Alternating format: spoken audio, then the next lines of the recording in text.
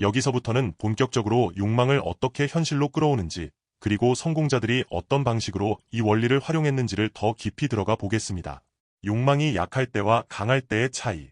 많은 사람들이 실패하는 이유는 원하는 것이 분명하지 않기 때문입니다. 예를 들어, 나도 돈 많이 벌고 싶다는 막연한 생각은 누구나 합니다. 하지만 그 사람에게 구체적으로 얼마를, 언제까지 벌고 싶은가요? 라고 물으면 대답하지 못합니다. 이 단계에서 이미 게임은 끝난 겁니다. 반대로 성공한 사람들은 목표가 분명합니다. 에디슨은 세상의 불을 밝히겠다는 구체적인 욕망이 있었고, 헨리 포드는 모든 미국 가정마다 자동차를 보급하겠다는 분명한 목적이 있었습니다. 그 욕망이 단순한 희망을 넘어 행동을 지배하고 수천 번의 실패조차도 의미 있는 과정으로 바꿔버렸습니다. 록펠러의 어린 시절 이야기. 존 디 록펠러는 역사상 최초의 억만장자였습니다. 하지만 그의 출발은 가난했습니다. 어린 시절 어머니는 그에게 항상 이렇게 말했습니다. 존, 너는 하나님께 첫 수입의 10분의 1을 드려야 한다. 그 습관을 지켜라. 록펠러는 신문 배달로 1달러를 벌었을 때도 그 원칙을 지켰습니다. 단순히 돈을 모으겠다는 욕망이 아니라 돈을 관리하는 철저한 원칙과 신념이 그를 억만장자로 만든 것입니다. 여기서 배울 점은 단순히 돈을 많이 벌고 싶다가 아니라 내 삶의 철학과 원칙을 세워야 한다는 겁니다. 욕망은 단순한 바람이 아니라 행동으로 이어지는 구체적 신념일 때 비로소 힘을 발휘합니다. 현대인의 상황에 대입하기.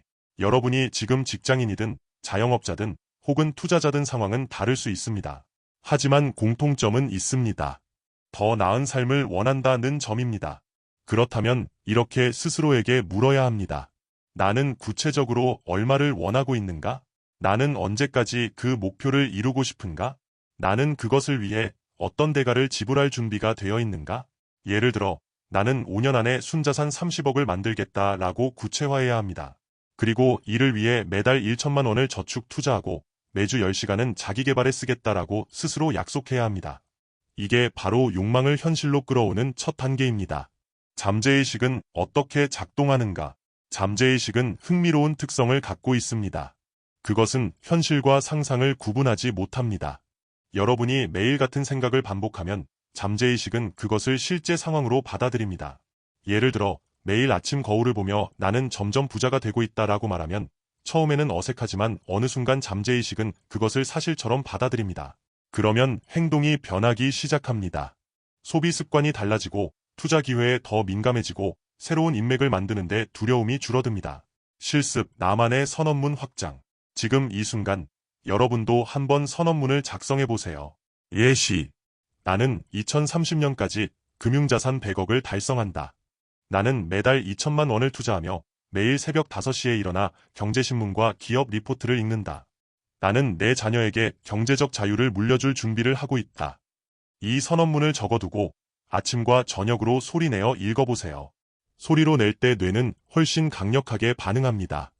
그 과정에서 잠재의식은 점차 이건 반드시 이루어질 일이라고 믿게 됩니다. 반복의 힘, 왜 매일 해야 하는가? 많은 사람들이 나는 목표를 세웠는데 왜 안 되지? 라고 묻습니다.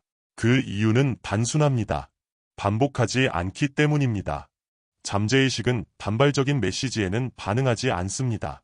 마치 근육을 하루 운동한다고 단단해지지 않는 것과 같습니다. 반복적 훈련이 필요합니다. 여러분이 매일같이 반복하는 말과 생각은 결국 습관이 되고 습관은 환경을 바꾸며 환경은 인생 전체를 바꿉니다. 실패 속에서도 꺼지지 않는 욕망, 헨리 카이저 이야기. 헨리 제이 카이저는 가난한 벽돌공 출신이었습니다. 하지만 그는 언젠가 나는 나만의 회사를 세우겠다라는 욕망을 품고 있었습니다. 그는 사업을 시작했을 때 수십 번 실패했고 수많은 계약에서 배제당했습니다. 하지만 그는 포기하지 않았습니다. 결국 그는 제2차 세계대전 당시 미국 최대의 조선업체를 세우며 조선왕이라는 별명을 얻게 됩니다. 여기서 우리가 배울 수 있는 건 단순합니다. 실패는 욕망을 시험하는 도구일 뿐입니다. 욕망이 약하면 실패 앞에서 무너지고 욕망이 강하면 실패조차 성공의 과정으로 바뀝니다. 현대 투자자에게 주는 교훈. 여러분이 지금 주식 투자를 하고 있든 부동산을 준비하고 있든 혹은 창업을 꿈꾸고 있든 가장 중요한 건 욕망을 숫자와 시간으로 구체화하는 것입니다. 부자가 되고 싶다는 말은 허공에 흩어집니다. 나는 2027년까지 시가총액 5천억 기업을 세운다. 나는 2030년까지 임대 수익 월 1억을 만든다. 이렇게 구체화해야만 뇌가 반응합니다. 그리고 뇌가 반응할 때 비로소 행동이 변하고 기회가 눈에 들어오기 시작합니다.